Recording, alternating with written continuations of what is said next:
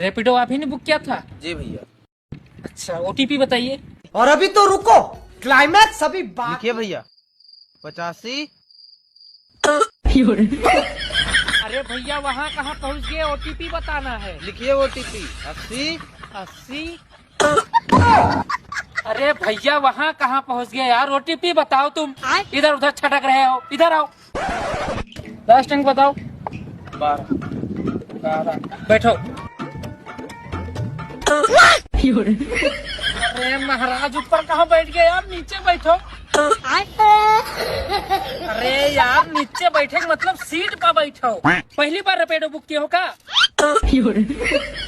अरे महाराज तुम तो ऐसे आई के बैठ गए हो जैसे हमारी गर्लफ्रेंड हो। पीछे बैठ लो प्रभु। साला तुमको रैपिडो बुक करना कौन सिखा दिया? पूरा टाइम बर्बाद करके रखे हो। इतनी देर में तो 4 कस्टमर निपटा देते।